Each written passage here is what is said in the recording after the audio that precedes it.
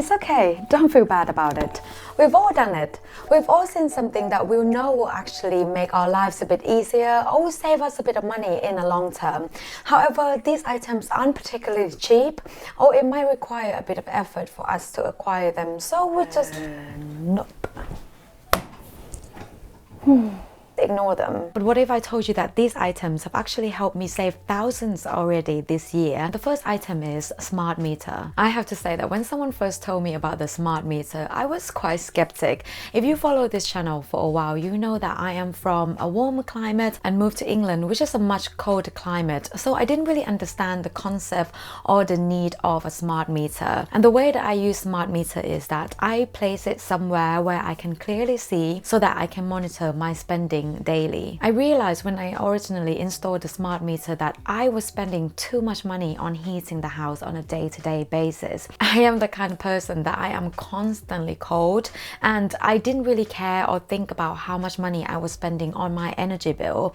And having this smart meter makes me realize that £5 a day was just simply too much. Having the smart meter located in the place that I can easily see means that I can set a maximum daily spending, and I make sure that my daily spending doesn't go over £3. Most of the time it fluctuates between £150 or £250, and that equates to around 50% savings on the energy bill. And it is very important right now to monitor your energy bill very closely, because as you know, the energy prices are creeping up at the moment. So the smart meter has actually become one of those investments that's actually very worthwhile and has saved me a lot of money. Have you ever been so annoyed that your fresh foods, especially your veggies, have gone bad in less than a week time, and then you have to go to the shop to buy the same item to replace the old one that actually gone bad when you just bought it 2 days ago? Trust me, I completely understand how annoying that is, because I used to have this problem constantly. When moving to this new house that we are living in now,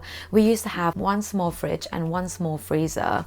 They are very old, dated, with very poor temperature control, and I could never really get the fridge to be cool enough or the temperature to be stable enough. And everything we bought, especially the veggies, just went bad in less than a week time. And I always thought that the problem was the shopping and not the fridge itself. But all that changed when we had to replace the old kitchen with a new kitchen, and part of that meant that we had to replace the old fridge and freezer. The foods last so much longer, which meant that we've reduced waste significantly.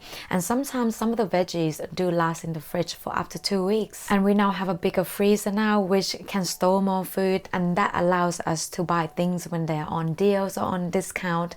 And on average, this reducing waste and buying stuff when they're on sales, we have saved right around £30 a month roughly, and that equates to up to £360 a year. How many cups of coffee consumed per day in the world? Apparently 2 billion cups of coffee being consumed every single day worldwide. And one of the best investments that I've ever purchased is a coffee machine or a coffee maker.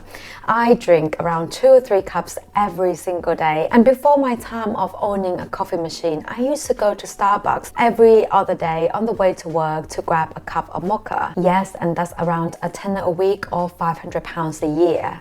Ouch. I don't really remember exactly how much I paid for this coffee machine. However, I do think it was less than £100.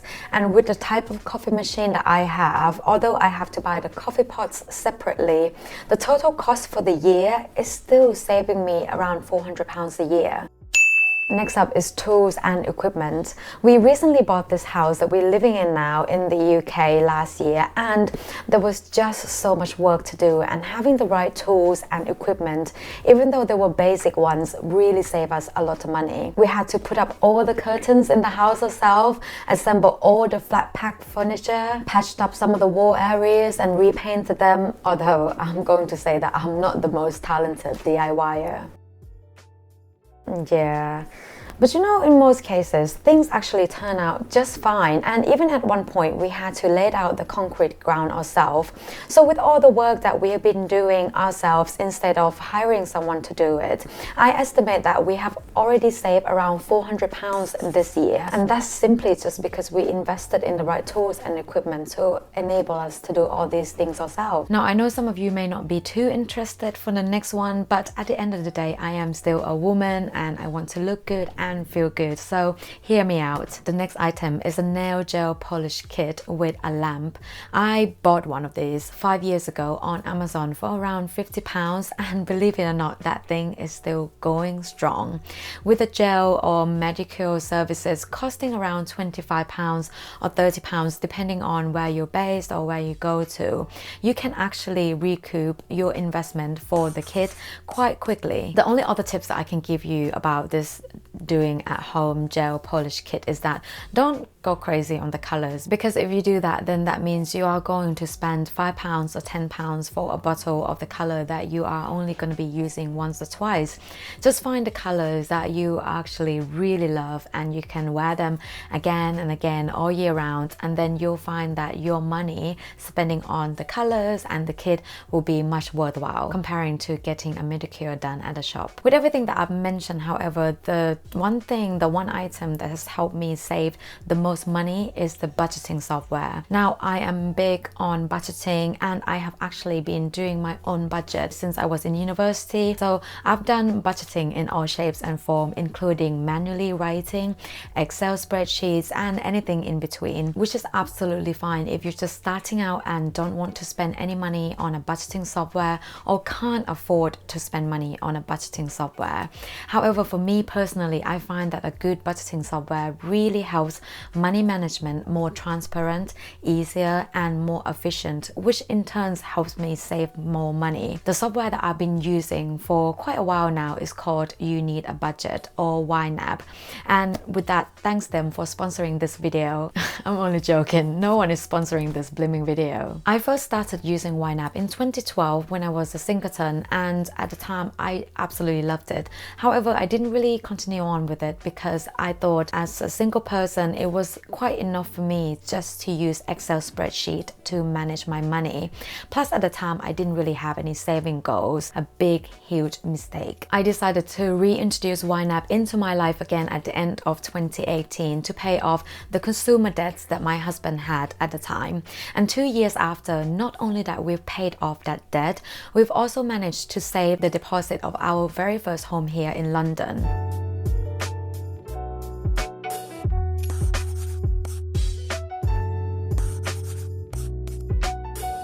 Now, speaking of homes, if you're someone who's struggling to buy a house and wondering why is it so difficult for us to buy homes these days, then you might want to check out this video where I outline all the problems that we're all facing at the moment when it comes to housing crisis, and more importantly, what can we do about it.